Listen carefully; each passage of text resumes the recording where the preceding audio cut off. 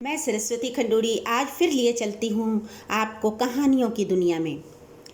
आज की कहानी है सीढ़ी। किशन अभी अभी 12वीं की परीक्षा देकर अपनी मौसी के घर कुछ दिन छुट्टियाँ बिताने ऋषिकेश आया था। जब तक स्कूल जाता रहा अपना ध्यान सिर्फ पढ़ाई में ही केंद्रित रखा। परिणाम स्वरूप वह पढ़ाई में हमेशा अव्वल रहता। घर भर का चहेता था वह। छोटी बहन वैशाली से भी उसकी खूब पटती थी। फुर्सत के क्षणों में दोनों मिलकर खूब मस्ती करते। अभी रिजल्ट आने में समय था तो उसे मौसी के यहाँ जाने का अवसर मिल गया। मौसी की बेटी ने भी 12वीं की परीक्षा दी थी। हम उम्र होने के कारण दोनों की अच्छी जमने लगी। छोटा भाई हंस अभी 9वीं कक्षा में पढ़ रहा था। मौसी भी बच्चों की हंसी खुशी देखकर खुशी से फूली न समाती। कभी कभी वे सब घर से बाहर घूमने निकल जाते और जमकर धमाल मचाते। आज नमिता ने लक्ष्मण झूला और स्वर्ग आश्रम घूमने का प्रस्ताव रखा तो तीनों झट से तैयार हो गए। मौसी ने शाम को जल्दी ही घर लौट आने की बात कहकर उन्हें भेज दिया। उन्होंने भी खूब मज़े से दोनों जगह घूमा फिरा। रात को जल्दी ही अपने घर वापस आ गए।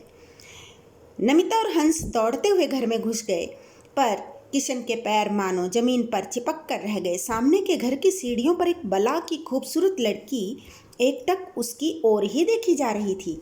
उसे यूं देखते पाकर एक बारगी तो वह सकपका गया। कुछ देर में स्वयं को संयत करके वह भी भीतर चला आया, पर उत्सुकतावश वह थोड़ी देर में ही फिर बाहर आया तो वह लड़की वहीं खड़ी मानो उसी का इंतजार कर रही थी। दोनों की नज़रें टकराईं और वह लड़की अपना दुपट्टा दांतों में दबाए अपने घर की सीढ़ियाँ फलांगती हुई उड़नछू हो गई। किशन अब भी उसी दिशा में देखे जा रहा था जहाँ से वह उसकी नज़रों से ओझल हो गई थी।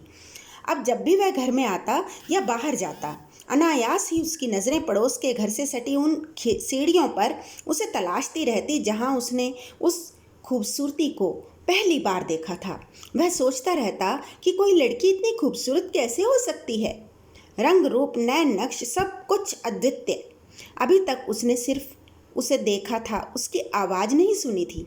और उसके मन में उत्सुकता थी कि वह उसकी आवाज़ सुने, पर वह चुप था। उसके मन में जाने क्या क्या चल रहा था। आज तो नमिता से उसके बारे में ज़रूर पूछ लूँगा, पर वो जाने क्या सोच लेगी। अगर उसे मौसी ने कह दिया तो नहीं, मौसी कहीं मुझे वापस ना भेज दे। कम से कम वो सामने दिखाई तो देती है। वह चुपचाप आंगन में सबके साथ बैठा अपने आप से ही मन बातें किए जा रहा था कि जैसे नींद से जागा। मौसी दीवार के उस पार मुंह करके जोर से आवाज़ दे रही थी, राजी, अरे ओ राजी, जल्दी आ। अरे देख तो तेरे लिए कब से खीर लिए खड़ी हूँ। कहाँ रहती है? आजकल तो तू नमिता से मिलने भी ना आती। और तभी राजी नाम की स्वप्न परी वहाँ प्रकट हुई और मौसी के हाथ से खीर का कटोरा ले लिया। अरे बुआ जी, माँ की तबीयत कुछ दिनों से अच्छी ना है, बस इसीलिए समय ना निकला। और आपके घर भी तो शायद मेहमान आए हैं, तो मैं नमिता के पास ना आई। अरे मेहमान ना आए हैं, अपना बच्चा है वो, मेरी बड़ी बहन का बेटा है वो, कुछ दिनों में चला जाएगा। अच्छा बुआ जी, समय मिला तो ज़रूर आऊँगी, कहकर वह फिर से आलोप हो गई। वह जितनी खूबसूरत थी उसकी आवाज़ उतनी ही दिलकश थी। मन ही मन वह उसी के बारे में सोचा करता। मौसी के पीछे ही वह भीतर चला आया। मौसी ने सबको खीर खाने को दी। खीर बहुत स्वादिष्ट थी।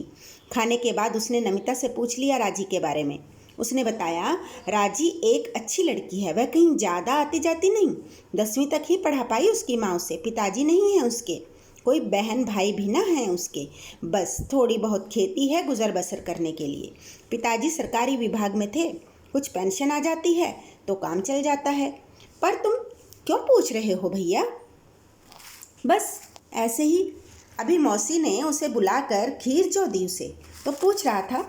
तभी नमिता को उसकी माँ ने पुकारा तो वह बाहर चली आई और सब छोड़कर किशन को राजी के ख्यालों के साथ खो गई। महीना भर हो गया उसे यहाँ आए। आज घर से माँ ने उसे वापस बुला भेजा था। उसके यहाँ आ जाने से वहाँ छोटी बहन अकेली जो पड़ गई थी, वह उसे बार बार याद कर रही थी। अगले ही दिन उसे वापस जाना होगा।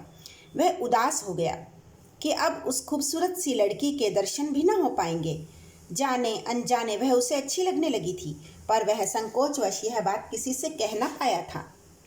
और अगली सुबह एक कसक दिल में संभाले अपना बैग कंधे पर डाले वह उस सीढ़ी को निहारते ठिठक कर खड़ा हो गया कि शायद वो स्वप्न परी नजर आ जाए, जिसकी अनकही चाहत को दिल में दबाए वह वहाँ से विदा हो चला है।